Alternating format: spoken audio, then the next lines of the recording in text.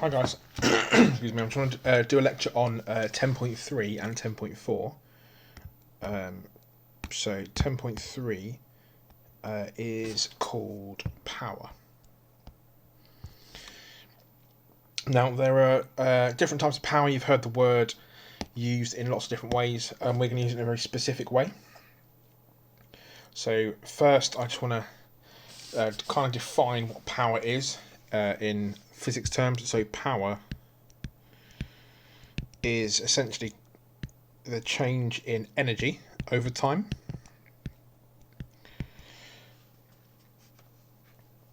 So that's essentially what power is.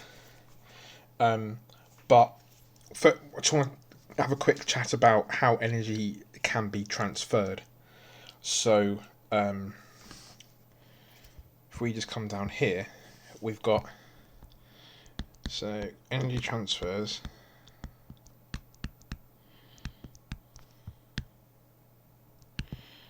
We've got two kind of ways you can do work on an object.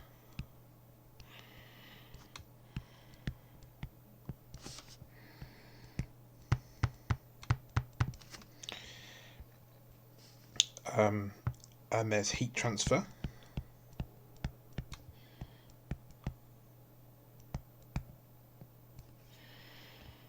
And you've also got things like electricity, sound waves, and electromagnetic radiation. So, don't know what I'm trying to draw there.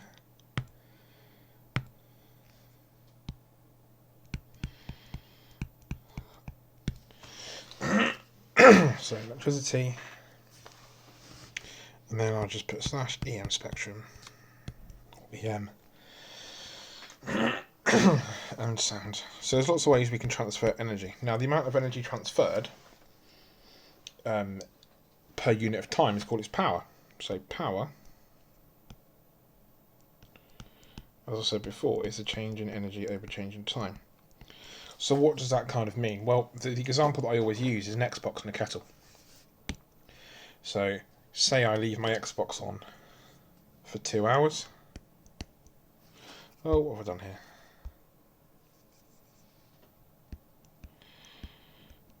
So I leave my Xbox on for 2 hours. I don't know. It's got, say, the energy it uses is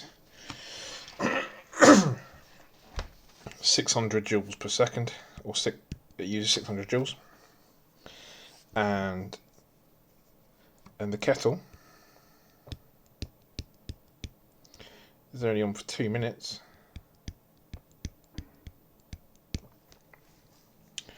and that might use, I don't know,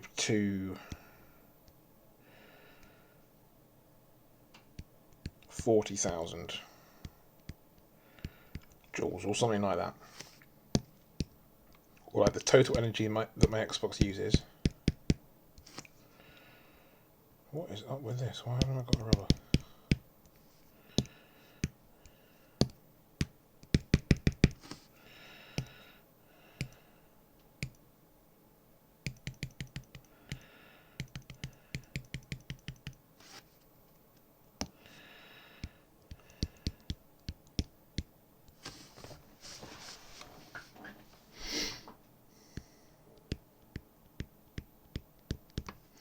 So the Xbox say this is like 100,000 joules, the total energy it uses over the 2 hour period. The Xbox is going to use more energy total than the kettle over 2 hours, but the kettle is used the energy in a shorter period of time, so the kettle is going to have much higher power. Because obviously a kettle is like, this might be like a 2 kilowatt kettle or something, just for an example. And the way you'd work it out, you'd do like 40,000 divided by 120. I have no idea what they're. Just pluck numbers out of the air.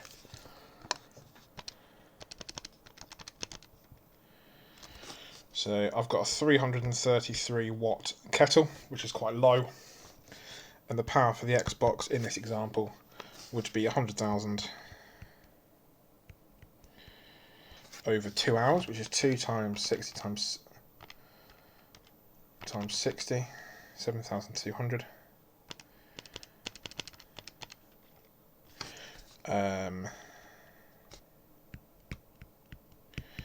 Which equals 13.8 watts. So you can see that although the Xbox here you had a higher energy total usage, it actually had a much lower power. So that's just kind of how power works. It's kind of a rate of energy usage, so it's energy per time. And what I wanted to focus on really was kind of 3 main ways that energy is used: power in your muscles, electrical power, and then engine power. And these are kind of the 3 main ones that you might see in an exam. So, for example, let's just use an example of you walking up a set of stairs, right? I can't draw stairs, but I'll have a go. I don't know, say they're 9 meters high, and the person here, he weighed, I don't know, good weight for a human, let's say 800 newtons or something. Heavy human. and he jumps up them stairs in, I don't know, 10 seconds. You can go ahead and work out the power in his leg muscles there. So, I mean, well, we know that power is change in energy over time. So what energy are we gaining here? Well, we're gaining GPE. So mgh over change in time. Well, mg I've given you as his weight here. And we know the height and we know the time. So we can go ahead and do 800. That's 100, Steve. 800 multiplied by 9 divided by 10. So we can just go ahead. Sorry, my daughter just came in and said hello. She's been in her paddling pool today. She's 8 months old. So, okay. So, right. So, we've got the 800 newtons multiplied by 9 meters divided by the 10. So that gives us a power of 720 watts. And then in each leg, we can just go ahead and say that each leg has got 360 watts, which is half of our answer. So that might be a way that you calculate power in muscles by how much or how quickly they can lift a weight. In this case, it was the human body. Electrical power, we all know the equation for electrical power. You should have covered it in electricity, so P equals IV. Oh, just a quick note on units of power.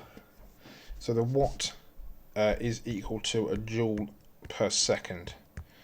That's its kind of SI equivalent, joule per second. So we need to keep that in the back of our mind. So electrical power, P equals I times V. So how do we measure the power?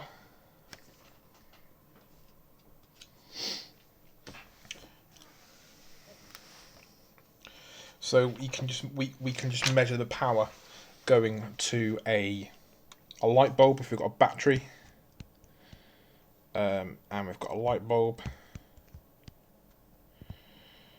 and we know the current ammeter, and we put a voltmeter across it like that, and we can calculate the power of that bulb.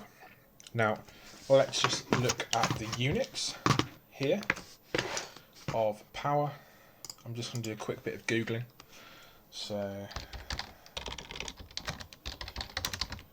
I can't remember them. I think I can.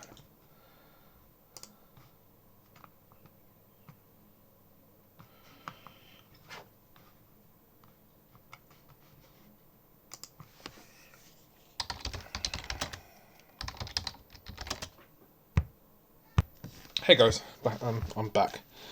So where was I? Sorry. So talk about units. So the units, if we're using joules here, if we're using joules here and seconds here, that's joule per second. And when we're down here, we're using amps and volts, but we still call this watts. So, because it's still power. And that's how we measure power. So we are more than able to use that. The one that you might not have seen before is engine power. Now, engine power, say you're familiar with people talking in horsepowers of a car and motorbike, or power of trucks and cars, but what does that actually mean? So I'm just going to throw an equation at you, and then I'm going to talk about it. So the equation is power equals force times velocity. So it's the force of the engine times the velocity that it's going at.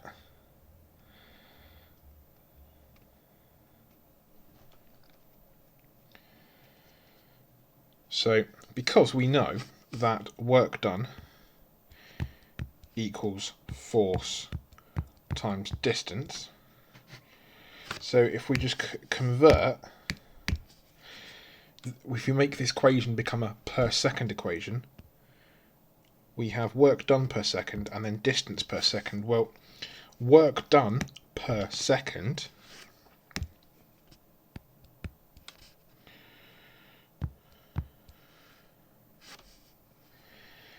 is just power.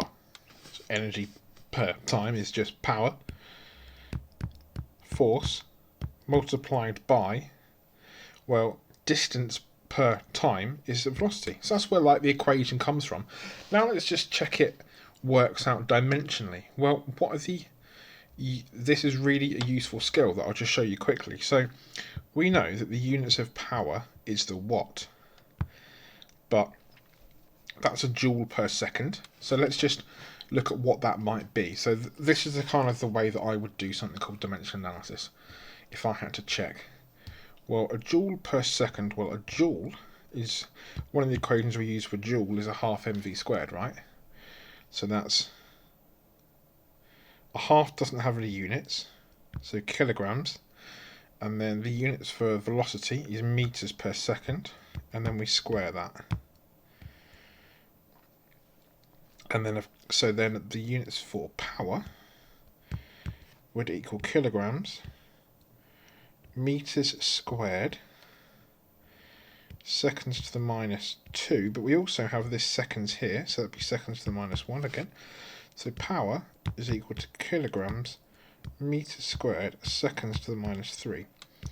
So that's our kind of dimension analysis of what power is. Kilograms, meters squared, seconds minus 3.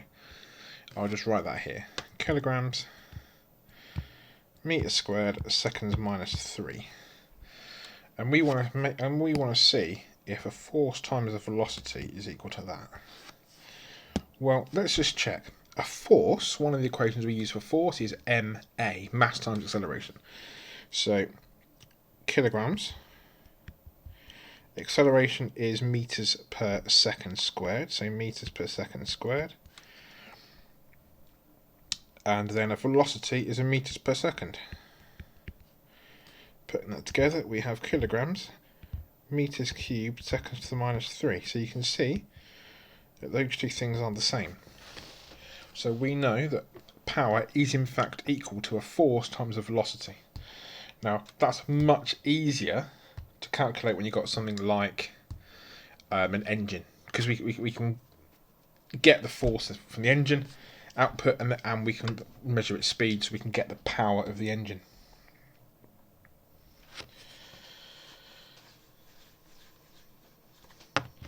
Now, something to consider here is if you've got something moving at constant speed here,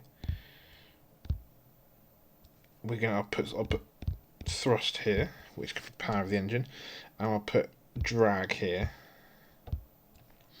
when it gains speed, when it says it's constant speed, when it's accelerating, sorry,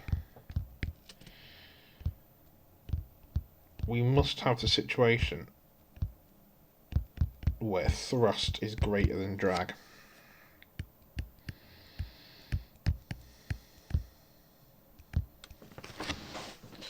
So don't forget, if you work out the power of an engine, the force given out by the engine times the velocity, don't forget that it's going to be, you've also got some drag to take account of in there.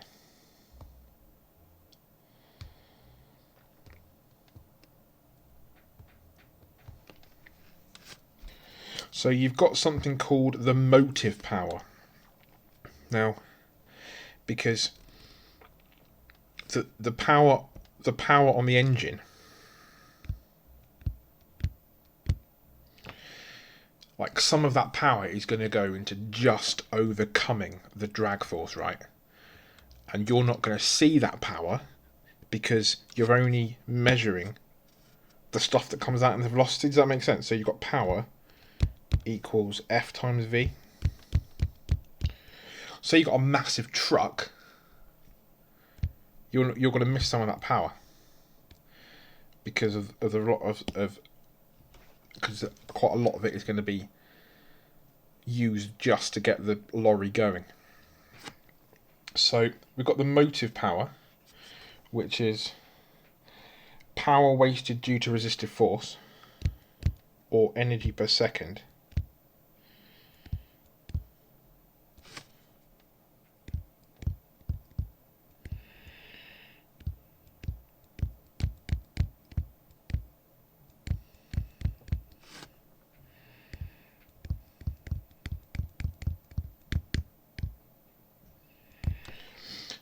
and that's plus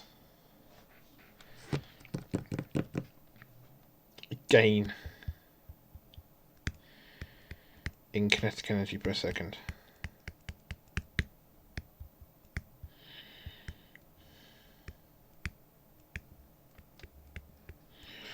So that kind of takes account of both of them. So we've got our three equations. So we've got power is change in energy over change in time, P equals IV, and P equals F times V. And hopefully you're able to answer these questions. Which physical quantities are involved in power? How could you develop more power as you go up a flight of stairs?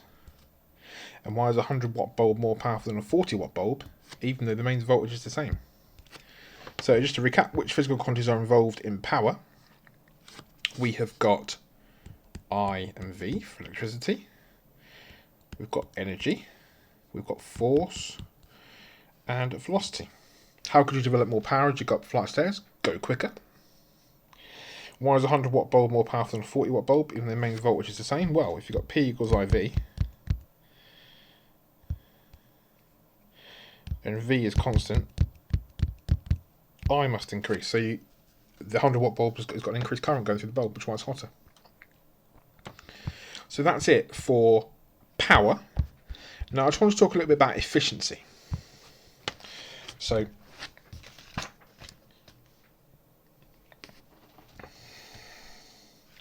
efficiency in its simplest form is equal to the useful energy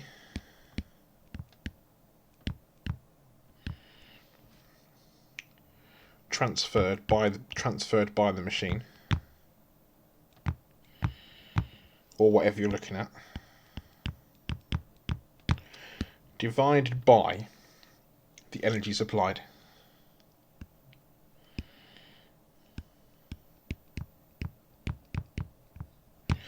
Another way of looking at that, work done by the machine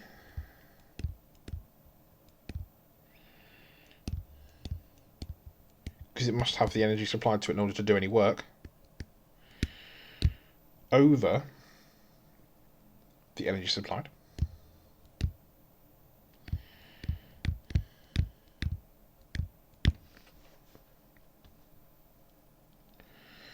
Or you can have output power over input power. Notice you can have either energy or power here, because the power is per second, and if you're dividing something per second by something per second, the per seconds cancel out, because it's just a number, it's a ratio. So it's fine. You might be asked loads of questions in exams about how to improve efficiency. There's a lot of reading on this topic from 10.4 in the book. I'd suggest you read it and have a go at the questions. Essentially, it talks about water power, talks about renewable energy.